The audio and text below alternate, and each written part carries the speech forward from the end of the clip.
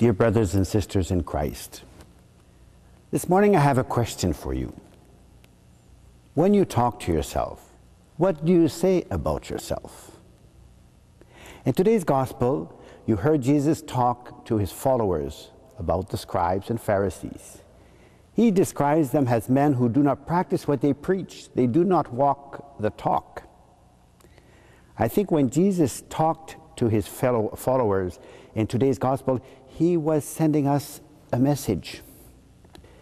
If you read this passage closely, you will notice that Jesus told his followers to listen to the scribes and Pharisees.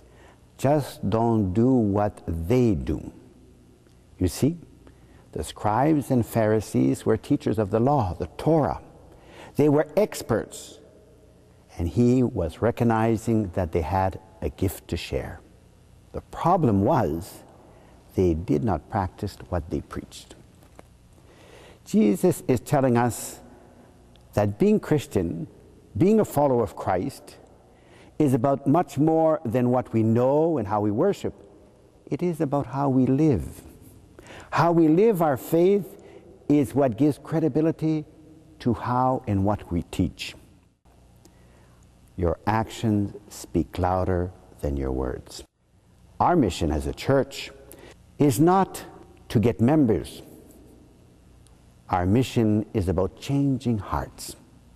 It is about helping others to encounter and embrace continually this enriched relationship with God.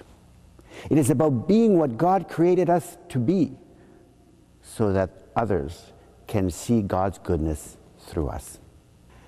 I am willing to bet that some of you are saying, Bishop, what you are saying is true, but it is a lot easier said than done.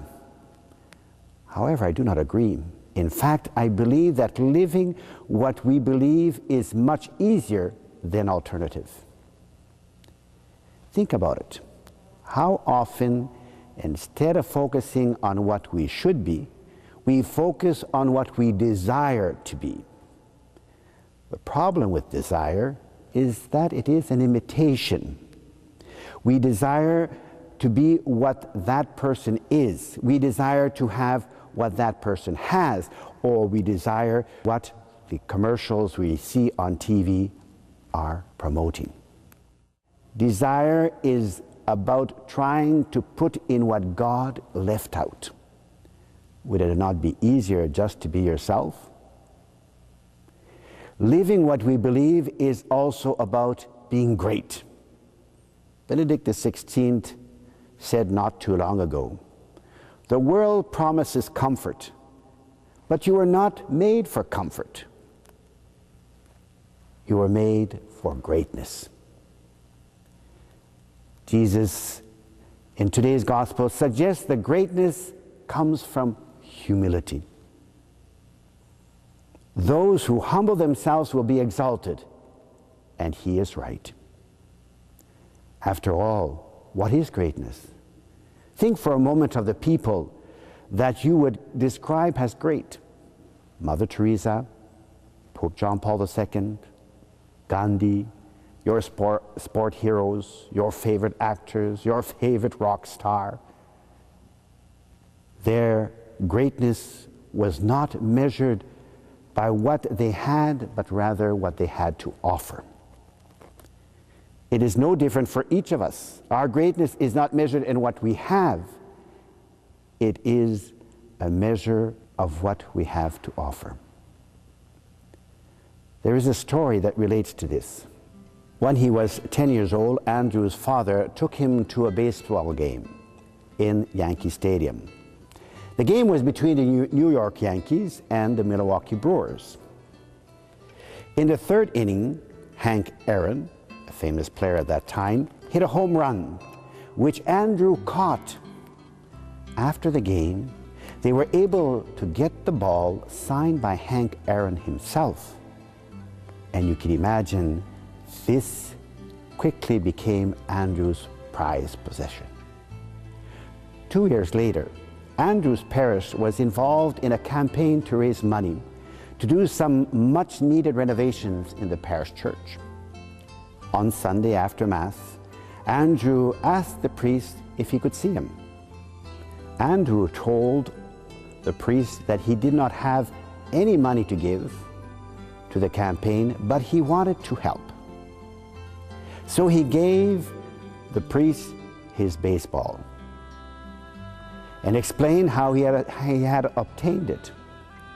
The priest, stunned by the boy's generosity, and reluctantly accepted and thanked him. 6 months later, the campaign came to an end. However, they were still short by $7,000 to $8,000. Despite the shortfall, it was decided that the parish would have a big potluck supper to celebrate the end of the campaign. Throughout the meal, Andrew's baseball sat on the table in front of the priest where everyone could see it.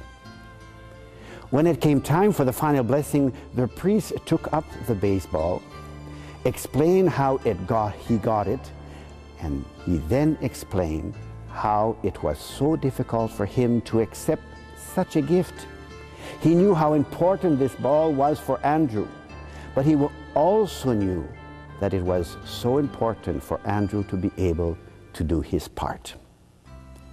And because of the ball itself would not help to pay the renovations, he decided that he would auction it off. Within 10 seconds of saying this, a parishioner yelled out, "I give you 500 for the ball." And then immediately somebody else responded, "I will give you 800, 1,000, 2,000. By the time the bidding was finished, they had raised $1,500 more than what was needed. The man who purchased the ball then asked to speak.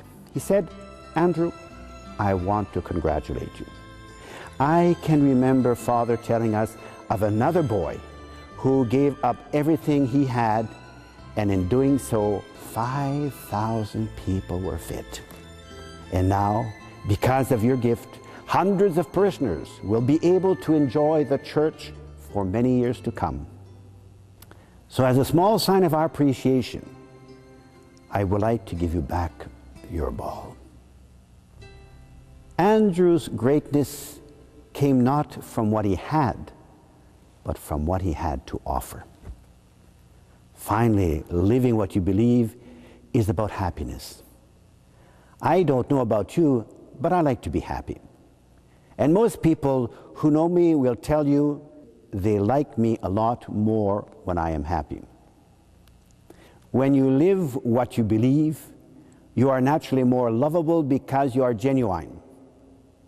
You experience more success because success is based on what you accomplish and not what you own. When you live what you believe, you strive to be the best that you can be, and you get to celebrate every time you become even better. Living what you believe is the best recipe I know for our happiness. Now comes the big question: how do we do this? There are a number of things we can do.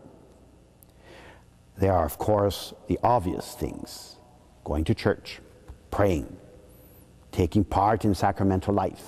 We can make a greater effort to participate in the pastoral and worship life of your church by serving on the different ministries of your parish.